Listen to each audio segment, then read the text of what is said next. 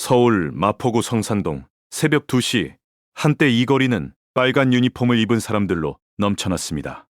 2002년 월드컵의 함성이 아직도 이 골목 어딘가에 새겨져 있을 것 같지만 지금은 그저 조용한 주택가일 뿐입니다. 그로부터 24년이 흐른 지금 서울 월드컵 경기장에서 대표팀 경기가 열려도 관중석 절반이 텅 빈 채로 남아 있습니다. 2만 명을 수용하는 경기장에 5천 명도 채 들어오지 않는 날이 생겨났습니다. 한국 축구는 대체 어디로 가고 있는 걸까요? 손흥민이라는 이름, 우리가 아는 가장 위대한 한국 선수. 그가 직접 뛰는데도 사람들은 경기장을 외면합니다. 과연 그 이유가 홍명보 감독 한 사람 때문일까요? 아니면 협회 때문일까요? 사실 그 어느 하나만의 문제가 아닙니다. 오늘 이 영상에서는 그 뿌리를 낱낱이 파헤쳐드리겠습니다. 충격적이지만 반드시 알아야 할 진실 4가지 지금 시작합니다. 먼저 첫 번째 진실로 들어가기 전에 한 가지 질문을 드리겠습니다. 여러분은 대표팀 경기를 마지막으로 직접 보러 간 게 언제입니까? 기억조차 나지 않는다면 그것이 이미 답입니다. 한국 축구는 지금 팬들에게조차 잊혀가고 있습니다. 지난해 대한민국 대표팀은 11번 연속 월드컵 본선 진출이라는 역대급 기록을 세웠습니다. 하지만 그 뉴스를 듣고 진심으로 가슴이 뛴 사람이 몇이나 될까요? 가슴이 뜨거워졌나요? 아니면 무심코 화면을 넘겨버렸나요? 그 느낌의 차이, 그게 바로 한국 축구의 현주소입니다. 지금부터 그 이유를 하나씩 함께 들여다보겠습니다. 이것은 단순한 스포츠 이야기가 아닙니다.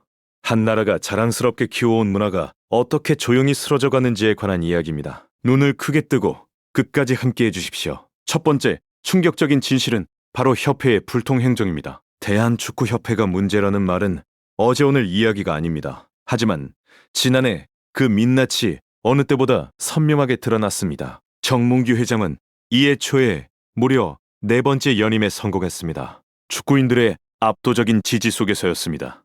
그런데 정작 그 이후 달라진 것은 무엇이었습니까? 팬들은 여전히 불투명한 행정이라는 단어를 입에 올리고 있었습니다. 두 번째 진실로 넘어가기 전 손흥민이 직접 한 말을 들어보겠습니다.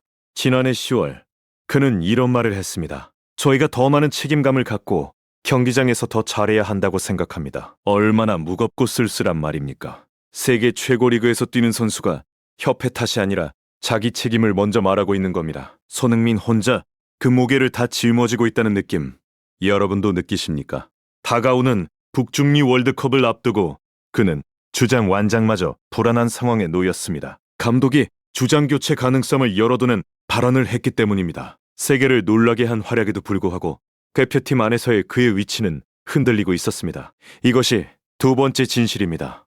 손흥민 한 명에게 전부를 기대는 구조. 그것이 이미 한계에 다다른 것입니다. 한국 축구는 지난 15년 동안 손흥민이라는 이름 하나로 버텨왔다고 해도 과언이 아닙니다. 그가 골을 넣으면 온 나라가 환호하고 그가 지치면 대표팀 전체가 무너지는 구조입니다. 하지만 이번 월드컵이면 손흥민은 34살이 됩니다. 축구 선수에게 34이 어떤 의미인지 우리 모두 알고 있습니다. 유럽 각지에서 활약하는 이강인, 황희찬 같은 선수들이 있다지만 이들이 손흥민 없이 대표팀을 이끌 수 있는지는 아직 검증되지 않았습니다. 문제의 본질은 시스템 자체가 없다는 것입니다. 스타 한 명이 빠지면 전체가 흔들리는 팀은 결코 강팀이 될 수 없습니다. 세 번째 진실은 일본과의 격차입니다. 이것이 어쩌면 오늘 이야기 중 가장 아프고 충격적인 부분입니다. 현재 한국의 피파 랭킹은 22위를 유지하고 있습니다. 숫자만 보면 나쁘지 않습니다. 그런데 일본은 최근 한 계단 내려왔음에도 여전히 아시아 1위를 지키고 있습니다. 랭킹 차이는 3계단 정도지만 실제 실력 차이는 숫자를 훨씬 넘어서고 있다는 것이 전문가들의 공통된 분석입니다. 한국 축구 인구가 100이라면 일본은 1000이라는 말 들어보셨습니까? 유소년 축구 등록 선수 수에서 한국과 일본의 격차는 이미 10배에 가깝습니다. 이번 북중미 월드컵 파워랭킹에서 일본은 아시아팀 가운데 유일하게 16강 이상 진출이 유력한 팀으로 꼽히고 있습니다. 반면 한국은 32강 탈락을 우려하는 분석이 나오고 있습니다. 같은 출발선에서 시작했는데 어떻게 이토록 격차가 벌어진 것일까요? 네 번째 진실, 유소년 시스템의 붕괴입니다. 바로 이것이 진짜 뿌리입니다. 최태욱 전 대표팀 코치의 말을 빌리겠습니다. 어느 선수가 3번의 대회에서 성적을 못 냈습니다. 그러면 좋은 대학에 갈 수 없습니다. 그 아이는 그렇게 망가져 버리는 겁니다. 이것이 지금 한국 축구의 민남이다. 중학교 때 배워야 할 것을 못 배웁니다. 왜냐하면 성적을 내야 하기 때문에 피지컬 좋은 아이를 뽑아가기 때문입니다. 이 말의 무게가 느껴지십니까?